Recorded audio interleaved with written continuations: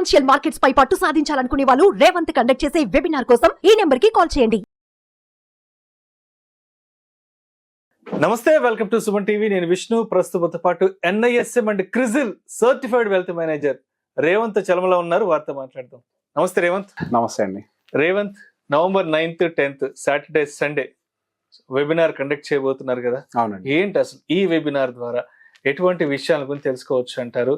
ఈ వెబినార్ కి అటెండ్ అవ్వడం వల్ల మార్కెట్స్ కి సంబంధించి మనకి ఎటువంటి అవగాహన ఏర్పడుతుంది అంటారు? అసలు ఇన్వెస్ట్మెంట్స్ కి సంబంధించి, సేవింగ్స్ కి సంబంధించి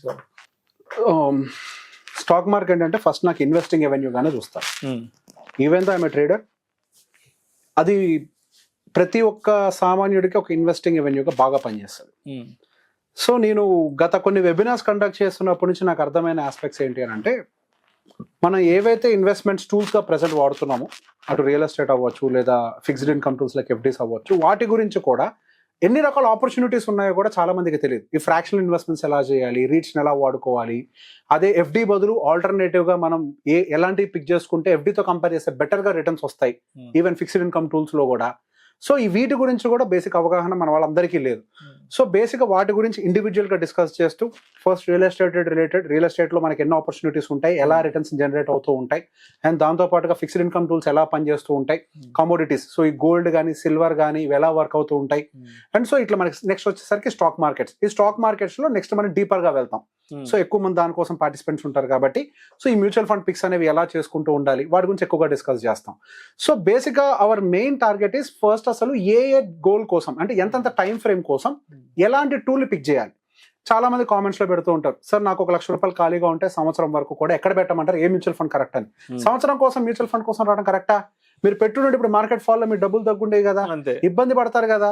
సో ఎలాంటి ఇన్వెస్ట్మెంట్ పెట్టాలి, 1 year గోల్ కి అయితే ఎలాంటి పిక్ పెట్టాలి, 3 year అయితే ఏంటి, 10 year అయితే ఏంటి, 15 ఏంటి, 20 ఏంటి. సో అది కేవలం మ్యూచువల్ ఫండ్ ఒకటనే కాదు, అసలు మన టోటల్ ఎసెట్, మన వెల్త్ అనేది ఏ విధంగా డిజైన్ చేసి ఉండాలి. మన టోటల్ వెల్త్ పోర్ట్ఫోలియోలో రియల్ ఎస్టేట్ భాగం ఎలా ఉండాలి, ఈక్విటీ పోర్షన్ ఎలా ఉండాలి, డెప్ట్ ఎలా ఉండాలి, కమోడిటీ ఎలా ఉండాలి. సో ఈ అలోకేషన్ ప్రొసీజర్ మొత్తం ఎలా ఉంటే మనం ఎలాంటి నీడ్స్ని అడ్రస్ చేయగలుగుతాం లైఫ్లో. ఇప్పుడు మీ దగ్గర 100% మీ దగ్గర రియల్ ఎస్టేట్ ఉంది, మీకు నెల ఆదాయం ఆగిపోయింది, అనుకోని పరిస్థితుల్లో ఏదో సిచ్యువేషన్స్ వల్ల ఆదాయం ఆగిపోయింది. రియల్ ఎస్టేట్ తిండి పెట్టుద్దా? ఈక్విటీ అయితే తిండి పెట్టుద్ది, డివిడెన్స్ రూపంలోనో SWP రూపంలోనో తిండి పెట్టుద్ది. మార్కెట్స్ పాడైపోయినాయి, రియల్ ఎస్టేట్ పాడైపోయింది, అప్పుడు మీరు ఏదైనా చెయ్యాలి లేదా డబ్బులు కావాలంటే ఎక్కడి నుంచి వస్తుంది? కమోడిటీ హెల్ప్ చేస్తుంది. అన్సర్టనిటీ వచ్చినప్పుడు కమోడిటీ బూస్ట్, ఇట్లాంటి. సో బేసిక్ గా టైం ఫ్రేమ్ బట్టి, సో 5 year అయితే 10 year అయితే ఆ టైం ఫ్రేమ్ ని బట్టి మన పోర్ట్ఫోలియో అలొకేషన్ ఎలా ఉంటే మన నీడ్ ని మనం ఫుల్ఫిల్ అవుతాం. సో బేసిక్ గా మనం మ్యూచువల్ ఫండ్ ని కూడా ఒక గ్యాంబ్లింగ్ టూల్ లాగా వాడేస్తున్నాం, కొనటం అమ్మటం. It is not like that, right? ప్రతి దానికి ఒక ఎనాలిసిస్ ఉంటుంది. సో బేసిక్ గా మనం ఏ టైంలో ఏ మ్యూచువల్ ఫండ్ పిక్ చేయాలి, దానికి కూడా ఎనాలిసిస్ ఉంటుంది కదా, కరెంట్ ఉన్న మార్కెట్ కండిషన్ బట్టి కదా. So end of the day mutual fund అంటే ఇట్ ఈస్ అన్ అండర్లైంగ్, దాని అండర్లైంగ్ వాల్యూ ఏంటి, ఎసెట్ ఏంటి, స్టాక్ మార్కెట్, స్టాక్స్ కదా. సో ఇప్పుడు మనం దాన్ని పిక్ చేయాలి అని అంటే దాన్ని కొద్దిగా అర్థం చేసుకోవాలి కదా. మ్యూచువల్ ఫండ్ అంటే ఇట్లా పెడితే అట్లా డబ్బులు రావు, రైట్? సో మనకు మంచిగా డబ్బులు రావాలి, సేఫ్ గా రిటర్న్స్ ఉండాలి, మన గోల్స్ ని అచీవ్ చేయాలి, మన నీడ్స్ అని తీరాలి అని అంటే కొద్దిగా స్టడీ కూడా అవసరం. సో కరెంట్ ఉన్న మార్కెట్ సినారియోలో ఏ సెక్టార్స్ వాటి యొక్క వాల్యుయేషన్స్ ఎలా ఉన్నాయి, అసలు వాల్యుయేషన్ ఎట్లా చూడాలి, ఆ వాల్యుయేషన్స్ ఐడెంటిఫై చేసిన దాన్ని బట్టి మనం ఎలా మ్యూచువల్ ఫండ్ పిక్ చేసుకోగలుగుతాం. సో వీటన్నిటి గురించి అందులో డిస్కస్ చేస్తాం. సో బేసిక్ గా రెగ్యులర్ వాళ్ళని కాదు, అంటే అడ్వైజర్ త్రూ వెళ్ళే వాళ్ళని కాదు, డైరెక్ట్ గా చేసుకున్న వాళ్ళకి ఇంకెక్కువ కూడా హెల్ప్ అవుతుంది. ఇప్పుడు డైరెక్ట్ ఇన్వెస్టర్స్ చాలా మంది వాళ్ళు ఇన్వెస్ట్ చేసుకోవాలనుకుంటారు, మేబీ డిఫరెంట్ ప్రాబ్లం, వాళ్ళు సొంతంగా చేసుకుంటారు, కానీ వాళ్ళకి నాలెడ్జ్ కావాలి ఎలా పిక్ చేయాలి స్టాక్ మార్కెట్, మ్యూచువల్ ఫండ్ ని. సో వాళ్ళు ఒక జనరలైజ్ థియరీని ఫాలో అవుతూ ఉంటారు. లాస్ట్ 5 year హిస్టరీ చూడాలి, 5 rating ఉందో లేదో చూడాలి, టాప్ 5 ఉందో లేదో చూడాలి.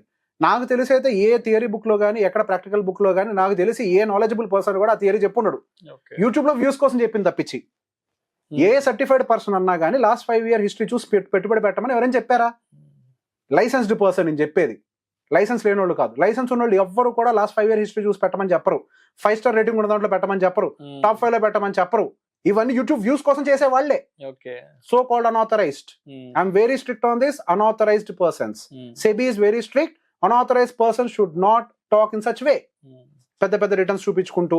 సో బేసిక్ ఇక్కడ కూడా ఏమైంది, అన్ఆథరైజ్ పర్సన్స్ క్రియేట్ చేసిన ఒక పర్స్పెక్షన్, అంటే ఇన్ని కోట్లు వస్తాయి, అన్ని కోట్లు వస్తాయి, ఎన్ని కోట్లు వస్తాయి అనేది రియాలిటీతో ఎస్టిమేట్ చేయాలి.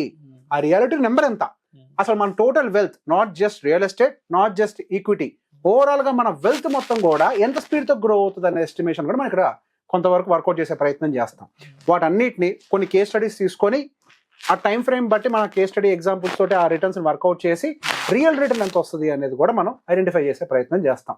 సో ఎవరికైతే ఫైనాన్షియల్ గా అటు ఇన్వెస్ట్మెంట్స్ పరంగా కొంత అవగాహన కావాలనుకుంటున్నారు, that could not be new.